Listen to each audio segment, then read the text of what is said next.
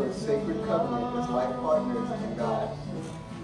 Dearly beloved, we are gathered here today in the presence of God to join this man and this woman in holy marriage. Nadiah, people for years from all over the world have prayed for this exact moment. God's pleased, delights to bring glory to himself through two very different but complementary souls becoming one. Such beauty, wonder to stand before you, Nadiah, and to know you are my Father's response.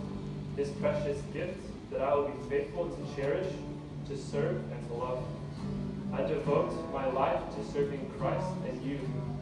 I commit to be one with you so that Christ will be exalted. I will be faithful to love Christ first and to love you second. I'm grateful God would bring to me such a beautiful soul that shares his love for Jesus and his word. Jesus gave his life for us as a ransom, and I commit to give my life as a ransom to you that you can glorify.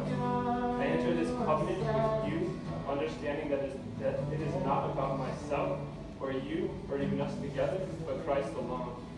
I enter this covenant to be faithful to the scriptures, to cleanse you by the washing of the water with his word. I'll be faithful to remind you of Christ and his gospel.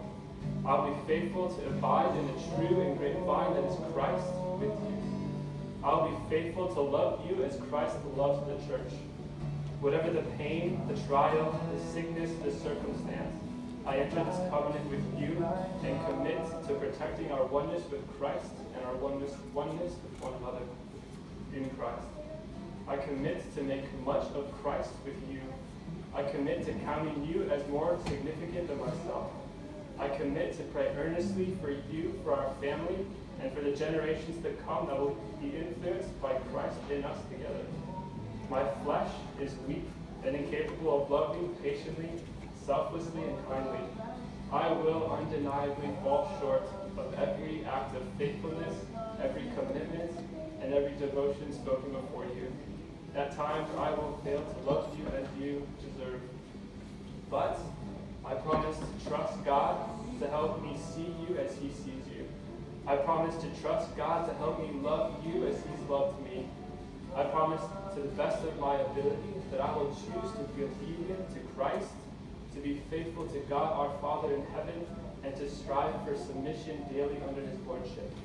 As long as we both shall live, I will worship our high and exalted King. By grace, Nadiah Ratianzan Ahari, I take you to be my wife.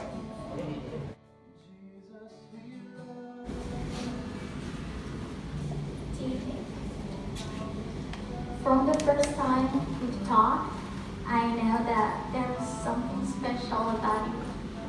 Your love for Jesus is fascinating. That passion you have for Christ drew me towards you. You are the gift that God has blessed in me and I. You are the answer of my prayer and the prayer of many. So we treasure you. Thank you for choosing us. The more I get to know you, the more I realize the grace of God in my life as you draw me closer to him daily. I love Christ in you and I love you. I am grateful that God has brought us together. And here today, as we're moving forward with faith and becoming one, I promise you to put God first and the center of our lives, and to eternally pursue a personal relationship with him.